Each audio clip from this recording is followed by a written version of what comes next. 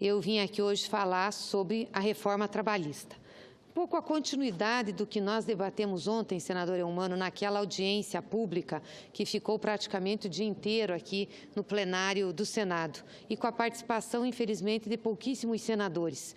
E tivemos aqui convidados falando a favor, falando contra, mas eu queria chamar a atenção para alguns aspectos que ontem não foi possível colocar e que eu acho que nós temos que deixar registrado aqui para a população brasileira e também chamar a atenção do Senado para essa votação, para essa proposta que está em tramitação aqui, inclusive na Comissão de Assuntos Econômicos. Aliás, agora está acontecendo uma audiência pública na Comissão de Assuntos Econômicos. Quero lamentar o horário dessa audiência pública, que o correto era a CAI fazer as audiências públicas no seu horário de reunião, trata-se de uma matéria muito importante. Não, marcou para hoje à tarde, aí nós temos plenário, temos outras atividades, obviamente que deve estar bem esvaziada aquela audiência pública. E a próxima audiência pública que nós conseguimos marcar para a CAI, também querem que seja na segunda-feira à tarde. Eu vou conversar com o presidente Tasso para que seja na terça-feira de manhã, onde os senadores estão na CAI e possam realmente realizar o debate a contento que nós temos e que devemos fazer sobre essa matéria. Mas eu queria, antes de entrar nos pontos da reforma trabalhista, deixar aqui a minha indignação com uma portaria ou uma correspondência da Diretoria-Geral do Senado da República. Isso não tem nada a ver com a senhora diretora, mas com a decisão que foi exarada e com certeza tem a ver também com a orientação da presidência da Casa, que o Senado da República hoje está fechado para a população. O senhor já viu isso, senador Eumano? Fechado. Só entra no Senado da República hoje, por essa determinação, senadores, funcionários do Senado, servidores dos gabinetes. Até as audiências previamente marcadas com antecedência, está suspensa a entrada das pessoas que marcaram. Para a gente conseguir fazer uma reunião com os líderes sindicais e com o líder do PMDB, senador Renan Calheiros, foi preciso que o presidente Eunício autorizasse. Assim também para eu receber um grupo de indígenas que veio da região sul do Brasil. Mas pode ver, está vazio, nós não temos gente aqui, pouquíssima gente circulando. Fecharam o Senado da República. Isso parece coisa pré-68. Então, fecharam, só entra senadores e servidores. E as audiências previamente marcadas também ficaram suspensas. Eu quero saber em nome do que isso?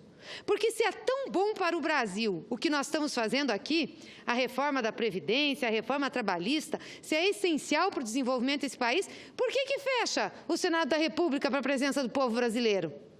Medo? É só se a gente estiver fazendo coisa errada, senador Eumano. Devemos estar, né? Devemos nós não, porque nós não estamos. Grande parte aí dos deputados que está lá votando a reforma da Previdência na comissão deve estar. E aí, por garantir, o Senado da República manda fechar suas dependências. Isso não existe na democracia. Quero deixar registrado aqui, lamentar essa situação. Falei na reunião de líderes hoje, não me deram nem bola, alguns líderes até riram. Não, mas tem que fechar para preservar o Senado. Mas preservar do quê? É porque é medo? Então, é porque o Senado está fazendo coisa errada, a Câmara está fazendo coisa errada. Eu quero deixar registrado aqui, senador Eumano, porque nós vivemos tempos muito sombrios, para que a gente chegue a uma situação como essa. E aí emendar aqui no que o senador Humberto falou, da questão do fechamento do Instituto Lula. Ainda bem que nós temos justiça no TRF da região de Brasília, que viu a barbaridade que o juiz singular fez de fechar o Instituto. E reabriu. Eu vim aqui nessa tribuna na segunda-feira falar sobre isso, dizer assim, o que é que justifica o fechamento do Instituto? Vão fechar logo o Congresso? Bom, nem precisa a Justiça para fechar o Congresso. O próprio Congresso está se auto-fechando, o que é triste demais para a gente, triste demais para a democracia. Mas também quero parabenizar o presidente Lula, quero parabenizar os servidores do Instituto Lula, parabenizar o doutor Cristiano Zanin, que é advogado, que trabalhou nisso e que reabriu o Instituto Lula. Mas quero falar aqui da fatídica reforma trabalhista, que, aliás, nós vamos ter manifestação também, dia 24, aqui em Brasília, com as centrais sindicais, movimentos sociais, e com certeza vamos ser novamente surpreendidos com uma decisão dessa, de portas fechadas do Senado da República. Parece que nós temos medo de gente, de povo, fechamos as portas. Mas O povo vem para cá, senador Eumano, porque o que está se fazendo é uma barbaridade. Essa reforma trabalhista é um projeto, é uma peça rara, como dizem alguns assessores nossos, uma peça rara que vai para a redução estrutural do custo do trabalho na produção brasileira, na produção capitalista. Aí você pode dizer, bom, redução de custos é importante. Só quando você faz redução do custo de trabalho, você faz redução do custo da renda do trabalhador. Você faz redução do custo em cima de benefícios que esse trabalhador recebe, em cima da proteção social que ele recebe. Então, nós vamos reduzir aquilo que nós teríamos que aumentar, que é a renda do trabalhador, para que a gente tivesse consumo, para que a gente pudesse melhorar a economia do país. Ontem, Ford foi muito citado aqui, que na sua indústria automobilística pagava 2 vezes o que o mercado pagava para trabalhadores que faziam o mesmo trabalho. E ele dizia, eu faço isso porque o meu trabalhador tem que ter renda, senão não vai comprar meus carros, senão não vai consumir, a economia americana não vai prosperar. Nós estamos fazendo ao contrário, nós estamos fazendo um projeto que é uma peça estruturante para retirar ou para reduzir o custo do trabalho e dá muita segurança jurídica para as empresas. É impressionante como nós estamos invertendo. A Justiça do Trabalho é a única justiça nesse país que, de fato, protege os mais pobres, que, de fato, vai ao encontro da reivindicação daqueles que mais precisam. As outras esferas judiciais são esferas mais elitistas. A Justiça do Trabalho, não. E é por isso que a gente vê muitas vezes o pessoal reclamando. Empresários, principalmente grandes, tem médios também, pequenos, que reclamam, mas para isso nós não precisaríamos fazer essa desestruturação, mas muitos empresários grandes dizendo que a Justiça do Trabalho é muito paternalista. É claro, porque ela protege os que mais precisam. Por exemplo, o trabalhador vai fazer uma reclamação trabalhista, se ele não tiver dinheiro, ele vai para a advocacia dativa, para a advocacia gratuita, ele não precisa pagar as custas da ação. Agora vai precisar pagar as custas da ação, mesmo que ele tenha justiça gratuita, senador Eumano. Ele já está pobre, desempregado, sem dinheiro, ainda vai ter que pagar as custas. E antes ele tinha chance de atrasar na sua audiência. Se ele não fosse na primeira audiência, ele teria uma segunda audiência para ir. Agora, não.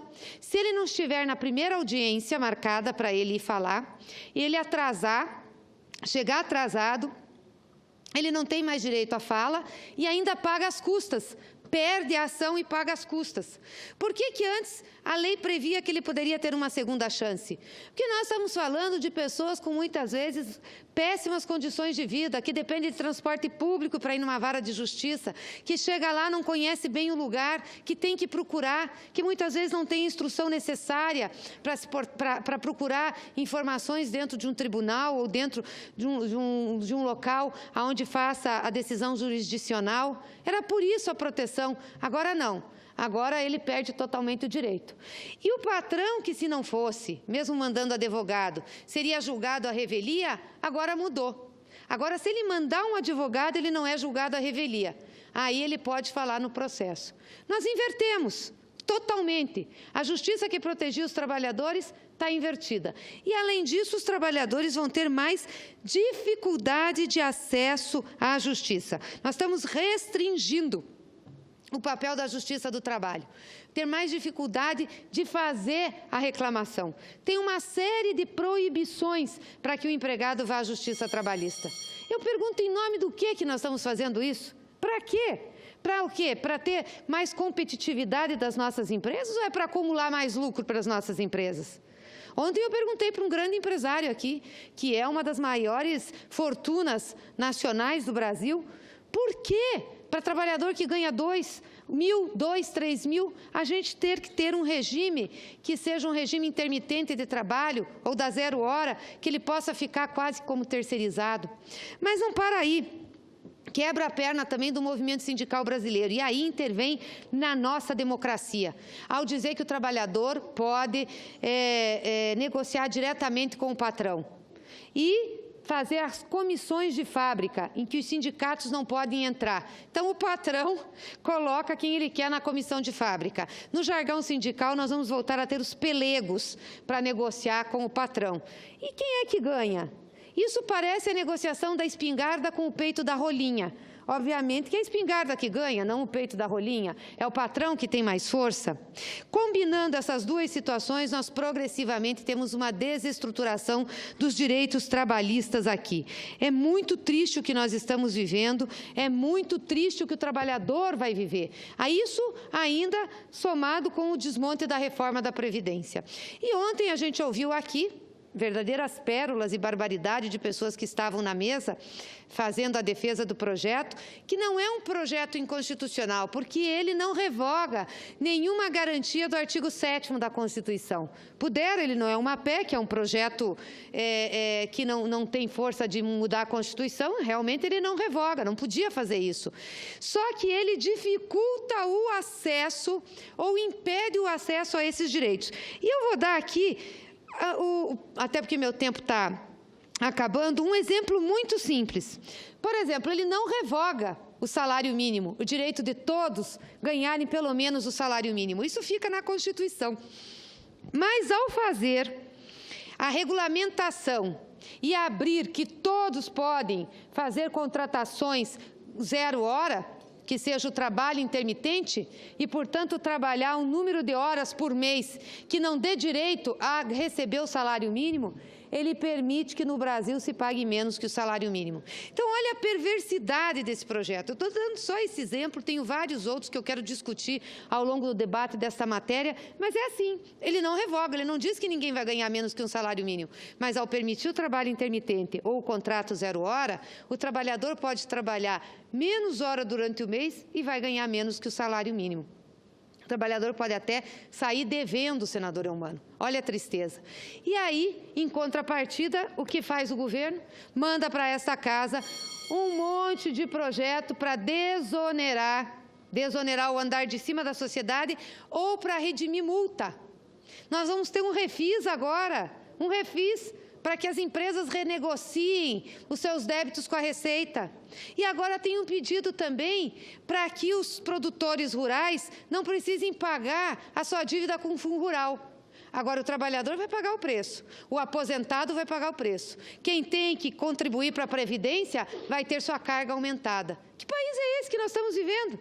Que país é esse? Essa casa, senador Eumano, é uma casa que está legislando para os ricos. Ricos, para quem tem dinheiro, para quem pode vir aqui, e não para os pobres desse país. É vergonhoso. Eu espero que o Senado da República tenha decência e não vote essas propostas aqui, nem da reforma trabalhista, nem da reforma previdenciária, e que não dê anistia e nem remissão de dívida para aqueles que ganham mais. Obrigada, senador.